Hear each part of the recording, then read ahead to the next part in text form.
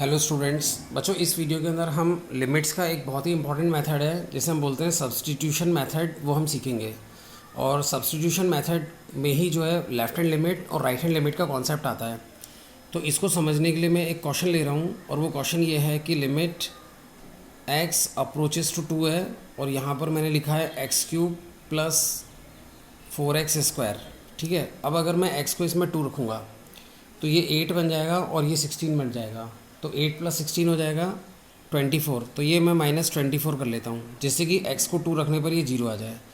और अपॉन के अंदर में ये x² माइनस 5x प्लस 6 लिख लेता हूँ। तो अपॉन में ये जो फैक्टर है ये भी x को 2 रखने पर 0 के इक्वल आएगा। ठीक है, तो बच्चों ये आपके सामने ही अभी अभी मैंने क्वेश्चन बनाया है। तो इस क्वेश्चन को हम फैक्टराइजेशन मेथड से भी कर सकते हैं, लेकिन हम इसे कर रहे हैं सब्स्टिट्यूशन मेथड से। तो लिमिट यहाँ पर क्या है, x जो है वो 2 को अप्रोच करना चाहिए।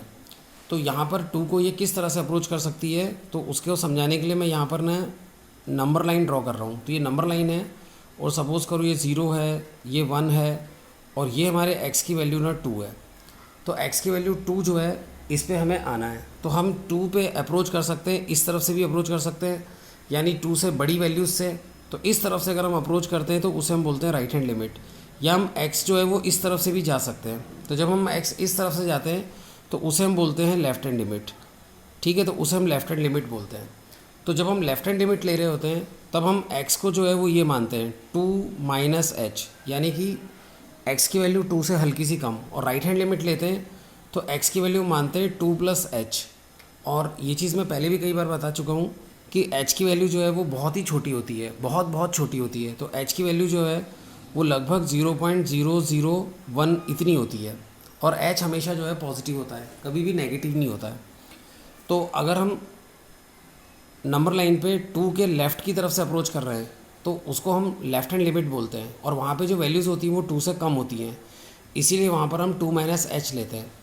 और राइट की तरफ से आ रहे हैं तो 2 से बड़ी वैल्यूज़ होंगी तो उसको हम 2 + h लिखेंगे। एक चीज़ बच्चों और ध्यान देने की है कि यहाँ पर क्वेश्चन के अंदर में x अप्रोचेस टू 2 था ना, इसीलिए मैं 2 के लिए समझा रहा हूँ। x की जगह x अप्रोचेस टू 2 की जगह पे x अप्रोचेस टू 3 हो सकता था, x अप्रोचेस टू 10 हो सकता था, x अप्रोचेस टू -3 भी हो सकता था। तो वो जो भी हो सकता था उस पर हमें नंबर लाइन पे आपको समझा देता। तो जो भी यहाँ होता है वो नंबर हम ले लेते हैं। तो इस वाले के अंदर हम लोग ऐसा करते हैं, लेफ़्ट हैंड लिमिट लेते हैं। राइट हैंड लिमिट जो है वो आप लोग खुद लेके देखना। राइट हैंड लिमिट में क्या करना होगा मैं बता दूंगा। तो हम लोग लेफ़्ट हैंड लिमिट लेते हैं और ये जो हम इसमें मेथड लगा रहे हैं वो हम सब्स्टिट्यूशन मेथड लगा रहे हैं। इसको सब्स्टिट्यूशन मेथड इसलिए बोलते हैं क्योंकि इस वाले के अंदर हम जो है x की एक वैल्यू सब्स्टिट्यूट करेंगे। और वो वैल्यू हम क्या सब्स्टिट्यूट करेंगे, हम ये इसके अंदर में लेट करेंगे कि x को हम मान लेंगे 2 - h। तो 2 - h को ही तो हम लेफ्ट हैंड लिमिट बोलते हैं ऐसे। और फिर उसके बाद हम यहाँ लिखेंगे एज x जो है वो 2 को अप्रोच करेगा, देन जो हमारा h है वो 0 को अप्रोच करेगा। तो इस तरह से ये जो लिमिट है उसकी बराबर वाली लिमिट ये हो जाएगी, उसके इक्विवेलेंट। तो अब ये वैल्यूज़ जो है वो हम क्वेश्चन में रख देंगे। तो इससे क्या होगा कि हमारी जो लिमिट है वो ये बन जाएगी h अप्रोचेस टू 0। तो x अप्रोचेस टू 2 की जगह ये आ जाएगा h अप्रोचेस टू 0। ये हमने यहाँ पे लिख रखा है। और क्वेश्चन में जहाँ जहाँ भी x होगा वहाँ पर हम x की ये जो वैल्यू हमने मानी है वो सब्स्टिट्यूट कर देंगे। तो ये देखो यहाँ पे x का क्यूब है तो 2 - h रख दिया x की जगह, तो उसका क्यूब है। फिर ये 2 - h यहाँ पे भी रख दिया तो ये 2 - h का स्क्वायर हो गया और ये -24 है। अपॉन में भी जो है x को हमने 2 - h रख दिया, ये उसका स्क्वायर है। और यहाँ पे भी 2 - h रख दिया और यहाँ पे 6 रख दिया। तो इस तरह से वैल्यू हमने ये रख दी है। वैसे किसी भी बुक में नहीं लिखा है, पर अगर हम इन दोनों को देखें तो ये एक तरह से ना चेंज ऑफ वेरिएबल है। ये पूरा क्वेश्चन जो है वो x के अंदर था, लेकिन अब जो वो क्वेश्चन है वो पूरा h के अंदर है। तो अब हम क्या करेंगे, इसको सॉल्व करने के लिए जो भी ये ब्रैकेट्स हैं, होल क्यूब, होल स्क्वायर, उनको हम खोल देंगे। तो a - b होल क्यूब का फार्मूला क्या होता है, a³ -3a² + 3ab² -b³ और फिर उसके बाद में ये 4 है +4 और ये 2 - h का होल स्क्वायर है। तो ये a² - 2ab + b² और लास्ट में ना -24 है। ये तो हमने ऊपर वाले को एक्सपांड किया है, और इस वाले को खोलेंगे तो ये A square minus 2ab plus B square, कौन सा, ये 2 माइनस एच का होल स्क्वायर। और इस वाले को खोलेंगे तो ये से मल्टीप्लाई होगा तो -10, और ये से मल्टीप्लाई होगा तो 5h हो जाएगा, और ये +6 है। अब उसके बाद में हम क्या करेंगे कि ये जो हमारा 2 का क्यूब है ये 8 हो जाएगा, और इसको हम सॉल्व करेंगे तो 12h, इसको हम सॉल्व करेंगे 6h square minus H cube, और ये bracket 4 minus 4h plus H square हो जाएगा, लास्ट में -24 है। और अपॉन के अंदर जो है वो ये 4 minus 4h plus H square -10 plus 5h plus 6 हो जाएगा। अब उसके बाद में हम क्या करेंगे, इनको और सिंप्लीफाई करेंगे, h अप्रोचेस टू 0 है, तो ये 8 minus 12h plus 6h square minus H cube plus 16 minus 16h plus 4h square, ये जो बाहर 4 था उससे हमने ब्रैकेट मल्टीप्लाई कर दिया, और ये -24 है।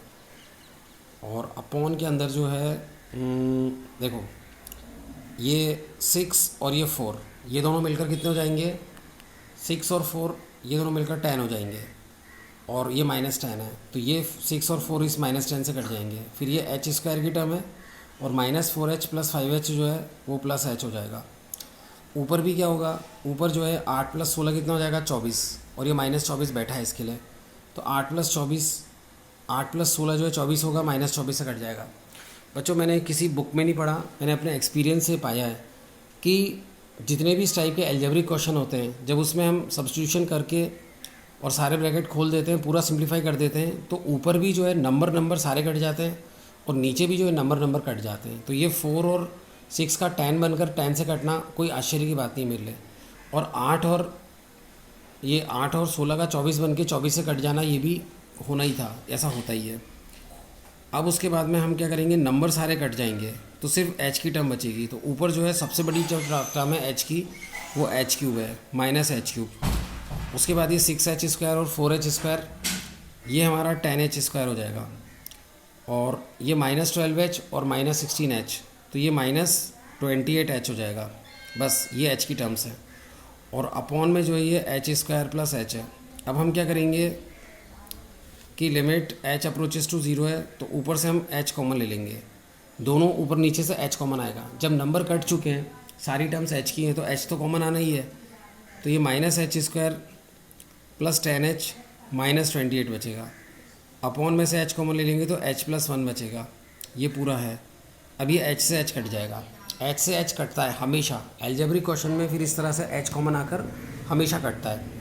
और फिर उसके बाद में अब हम इसके अंदर में लिमिट की वैल्यू ले लेंगे, तो लिमिट क्या है, h अप्रोचेस टू 0, तो h को हम 0 रख देंगे, तो ऊपर भी जहाँ जहाँ h है वहाँ पे हम 0 रख देंगे, और अपॉन में भी यहाँ पे 0 रख देंगे, 0 प्लस 1, तो ये दोनों 0 बन जाएंगे, -28 बचेगा, और अपॉन में ये 1 है तो ये 1 आ जाएगा, तो ये सॉल्व करना -28 आ जाएगा, तो -28 जो है वो हमारा आंसर आ जाएगा।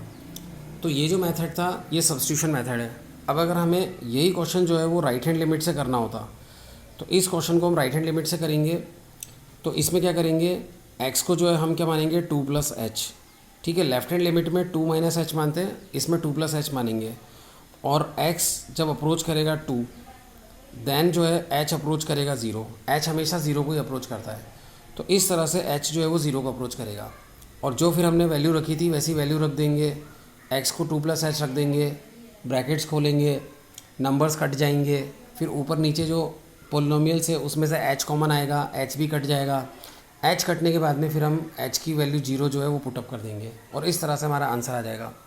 तो इसे हम सब्स्टिट्यूशन मेथड बोलते हैं। इसमें बस वो whole cube, whole square, expansion वो थोड़ा सा बच्चों को मतलब वो थोड़ा सा लेंदी पड़ता है, अदरवाइज़ सब्स्टिट्यूशन मेथड बहुत अच्छा है।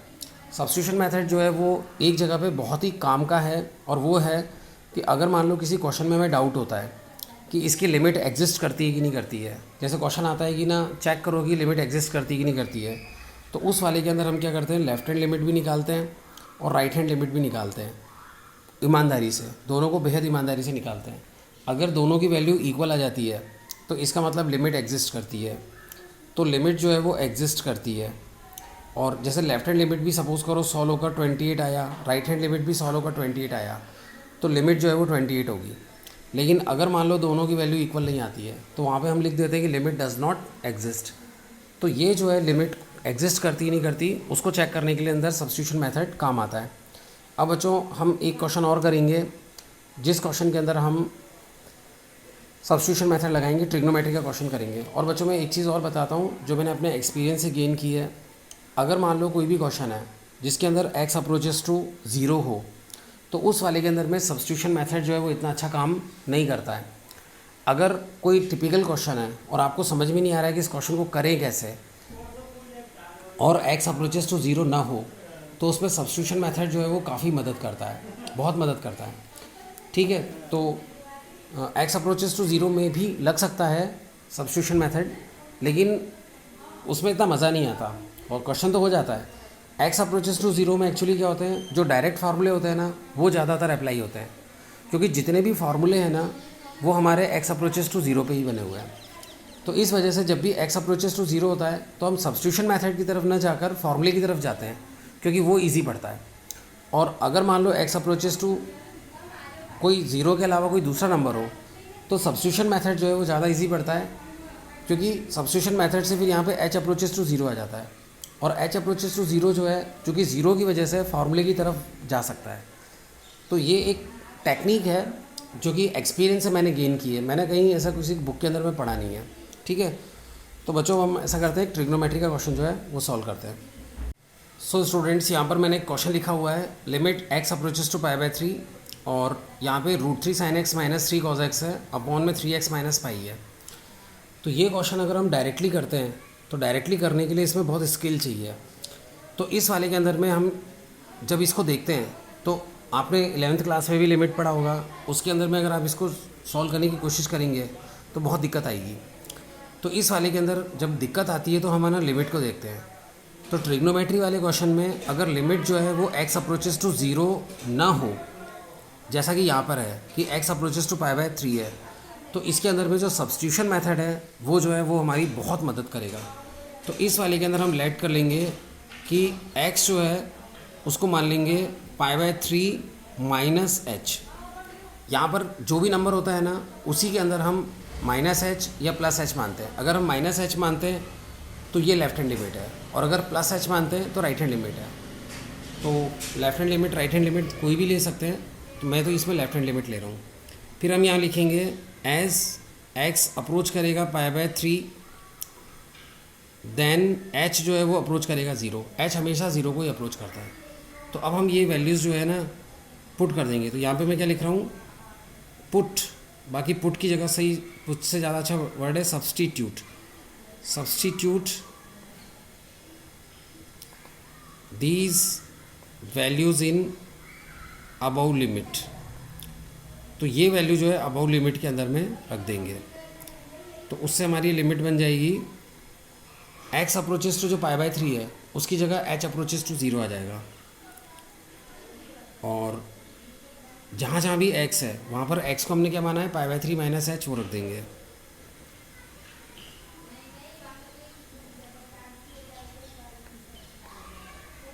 बच्चों मुझसे गलती हो गई है, एक्चुअली यहाँ √3 के बाद में साइन था फिर x था, तो मैंने क्या यहाँ वैल्यू रखी ना तो साइन को लिखना ही भूल गया। तो मैं ऐसा करता हूँ यहाँ √3 लिख लेता हूँ और इस जगह पे मैं साइन लिख लेता हूँ। तो ये इस तरह से है कि √3, ये वाला √3 फिर साइन आएगा और x की जगह ये लिखना था। ठीक है, अगली स्टेप में इसको मैं सही कर लूँगा। तो यहाँ पर भी x को हम क्या लिख देंगे, x को हम π/3 माइनस h लिख देंगे, और ये माइनस पाई है ही, अपॉन में भी हमने इस x की जगह ये रख दिया। अब इसको मैं थोड़ा सा सुधार लेता हूँ क्योंकि एक तो यहाँ पे गलती भी हो गई थी। तो ये √3 है और ये साइन, और π/3 जो है वो कितना होता है, π/3 वैसे 60 डिग्री होता है, आपको मालूम होगा π/3 60 डिग्री होता है। तो चलो इसको ऐसे ही लिखा रहने देते हैं, और अपॉन में ये मल्टीप्लाई करेंगे ब्रैकेट, तो ये 3 से मल्टीप्लाई होगा तो पाई माइनस 3h हो जाएगा, और ये माइनस पाई है तो पाई पाई कट जाएगा।